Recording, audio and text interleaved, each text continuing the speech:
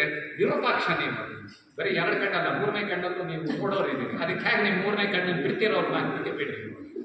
ತಾಯಿ ಅಂದರೆ ತುತ್ತು, ಈ ತುತ್ತಿನಿಂದಲೇ ಜಗತ್ತು ಅಂತ. ಅಮ್ಮನ್ನ ತಾಯಿ ಜನನಿ ಧಾತ್ರಿ, ಮಮತೆ ಕಡಲು, ಕಾರುಣ್ಯದ ಮಡಿಲು, ಜೀವಚೇತನ, ಜೀವನದ ಚೈತನ್ಯ, ಹೀಗಂತೇಳಿ ನಾವೆಲ್ಲ ಪರಿಭಾವಿಸಿದ್ದೀವಿ. ಅಮ್ಮ ನಿಜವಾದ ಬದುಕಿನ ಸತ್ಯ ಅಂತ ನನಗನ್ಸುತ್ತೆ. ಮತ್ತು ಅವಳು ಮೋಕ್ಷ ಕೂಡ ಹೌದು. ಈಗ ಅನೇಕ ನಮ್ಮ ಸಾಹಿತ್ಯ ರಂಗದಲ್ಲಿ ನಾವು ನೋಡಿದರೆ ಹೆಂಡತಿಯನ್ನು ಕುರಿತಾಗಿ ಭಾಳಷ್ಟು ಸಾಹಿತ್ಯ ರಚನೆ ಆಗಲಿಲ್ಲ, ಕವಿತೆಗಳಾಗಿರ್ಬೋದು, ಹಾಡುಗಳಾಗಿರ್ಬೋದು. ಆದರೆ ತಾಯಿಯನ್ನು ಕುರಿತಾಗಿ ಅನೇಕ ಏನು ಎವರ್ಗ್ರೀನ್ ಅಂತ ನಾವೇನು ಹೇಳ್ತೀವಿ ಅಂಥ ಒಂದು ಸಾಹಿತ್ಯ ರಚನೆ ಆಗಿದೆ. ನೀವೆಲ್ಲರೂ ಕೇಳಿದ್ದೀರಿ,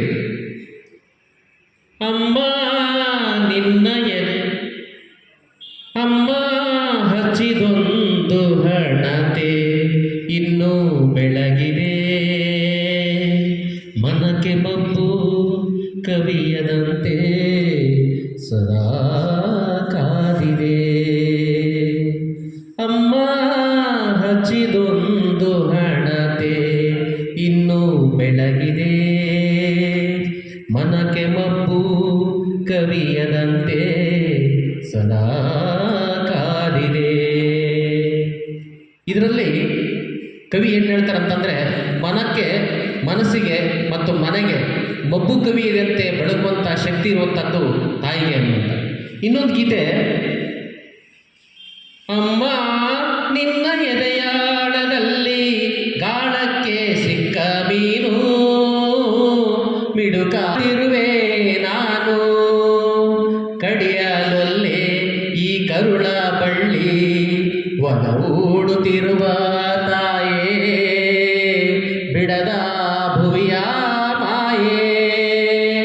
ಇಂಥ ಸಾಹಿತ್ಯವನ್ನು ನಾವು ಗಮನಿಸಿದರೆ ಖಂಡಿತವಾಗಿ ಮುತ್ತಿಗಿಂತ ತುತ್ತು ಶ್ರೇಷ್ಠ ಅನ್ನುವಂಥದ್ದು ನಮಗೆ ಗೋಚರ ಆಗುತ್ತೆ.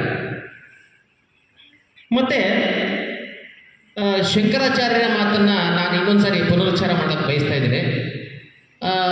ಸೌಂದರ್ಯ ಲಹರಿಯಲ್ಲೇ ಪ್ರಾಯಶಃ ಆ ಮಾತು ಬಂದಿದೆ ಅಂತ ಕಾಣುತ್ತೆ. ಕುಪುತ್ರ ಜಾಯೇತ ಕುಮಾತಾನ ಭವತಿ, ಅಂದರೆ ಜಗತ್ತಿಗೆ ಕೆಟ್ಟ ಮಕ್ಕಳು ಹುಟ್ಟುವುದು ತಾಯಿಗೆ, ಆದರೆ ಕೆಟ್ಟ ತಾಯಿಯಂದ್ರೆ ಹುಟ್ಟೋದಿಲ್ಲ. ಹಾಗಾಗಿ ತಾಯಿಯ ಶ್ರೇಷ್ಠತೆಯನ್ನು ಇಲ್ಲಿ ಮೆರೆದಿದ್ದಾರೆ. ಅದರಿಂದ ನಾನು ತುತ್ತು ಶ್ರೇಷ್ಠ ಮುತ್ತಿಗಿಂತ ಅನ್ನುವಂಥ ಮಾತನ್ನು ಮತ್ತೊಮ್ಮೆ ಪ್ರತಿಪಾದನೆ ಮಾಡ್ತೀನಿ. ಮುತ್ತು ಅನ್ನೋದು ಒಂದು ರೀತಿ ಭ್ರಮೆ ಕಣ್ರಿ. ಯಾಕೆ ಅಂತ ಕೇಳ್ತೀರಾ?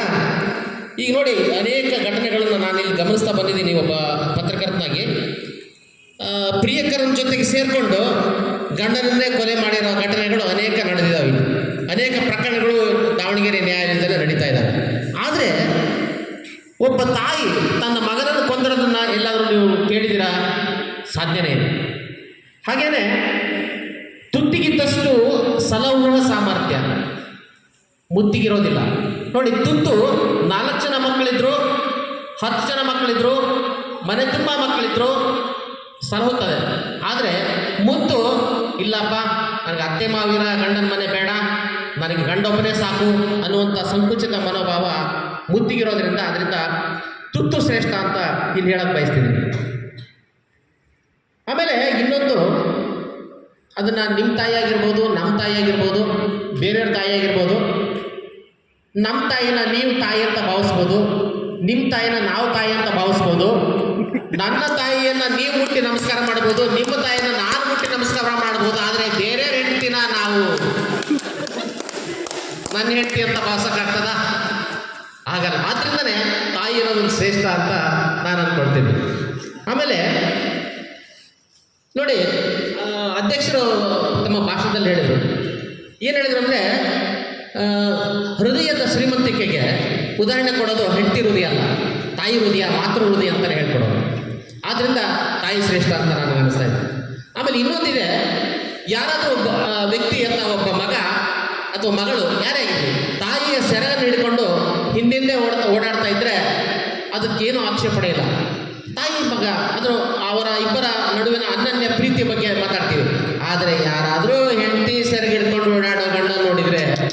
ಏನು ಹೇಳ್ತೀವಿ? ಆದ್ದರಿಂದ ಇದು ಆಕ್ಷೇಪಾರ್ಹ. ಹಾಗಾಗಿ ನಾವು ತಾಯಿ ಶ್ರೇಷ್ಠ ಅಂತ ನಾನು ಅಂದ್ಕೊಳ್ತಾ ಇದ್ದೀನಿ. ಆಮೇಲೆ ಇನ್ನೊಂದಿದೆ, ಅದೇ ಮುದ್ದು ತನ್ನ ತವರಿಗೆ ಹೋಗ್ಬೇಕಾದ್ರೆ ಅಲ್ಲಿ ತುತ್ತು ಇದ್ದರೆ ಮಾತ್ರ ಅದಕ್ಕೆ ಬೆಲೆ. ತಾಯಿ ಸತ್ತ ಮೇಲೆ ತವರಿಗೆ ಎಂದು ಹೋಗಬಾರದು ಅಂತ ಹೇಳ್ಬಿಟ್ಟು ಜನಪದ ಗೀತೆಯನ್ನು ಕೇಳ್ತೀವಿ ನಾವು. ಅಂದರೆ ಅಲ್ಲೂ ಕೂಡ ಅದು ಮುದ್ದಾಗಿದ್ರೂ ಕೂಡ ತುತ್ತಿಗಿರುವಷ್ಟು ಬೆಲೆ, ಸಾಮರ್ಥ್ಯ, ಮೌಲ್ಯ ಅಲ್ಲಿ ತುತ್ತಿಗಿರಲ್ಲ ಅನ್ನುವಂಥದ್ದನ್ನು ನಾವು ಗಮನಿಸಬೇಕಾಗುತ್ತೆ. ಆಮೇಲೆ ಒಂದು ಗೀತೆ ಯಾರು ಬರೆದಿದ್ದಾರೆ ಅಂತ ಗೊತ್ತಿಲ್ಲ.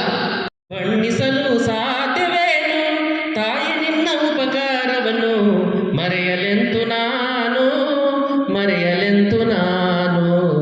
9 ತಿಂಗಳಲ್ಲಿ ಒಡಲ ಭಾರತಾಪದಲ್ಲಿ ನೊಂದು ಬೆಂದು ಹೊಳಲುತ್ತ ನೀನು ಪಡೆದೆ ನನ್ನ ಜನ್ಮವನ್ನು. ನಾನು ಹುಟ್ಟುವಾಗ ನಿನ್ನ ಕಷ್ಟವೆಷ್ಟು ತಾಯಮ್ಮ, ನನ್ನ ಜನ್ಮದೊಂದಿಗೆ ನಿನ್ನ ಪುನರ್ಜನ್ಮವಾಯ್ತಮ್ಮ. ಮತ್ತೆ ಹುಟ್ಟಿ ಬಂದೆಯಮ್ಮ, ಮತ್ತೆ ಹುಟ್ಟಿ ಬಂದೆಯಮ್ಮ. ತಾಯಿ ನಿನ್ನ ಉಪಕಾರವನ್ನು ಮರೆಯಲೆಂತು ನಾನು, ಮರೆಯಲೆಂತು ನಾನು. ಪ್ರಾಯಶಃ ಈ ಹಾಡು ಇನ್ನು ಮುಂದುವರೆದರೆ ಅದರ ತಾಯಿಯ ಮಹತ್ವ ಮತ್ತು ಅದರ ಅನನ್ಯ ಮಮಕಾರದ ಕಾರುಣ್ಯದ ಅಗಾಧತೆ ಏನು ಅಂತ ನಮಗೆ ಅರ್ಥ ಆಗ್ತಿತ್ತು. ಇರಲಿ, ಸಮಯಾಭಾವದ ಕೊರತೆಯಿಂದ ನಾನು ಇಷ್ಟಕ್ಕೆ ನಿಲ್ಲಿಸಿದ್ದೀನಿ.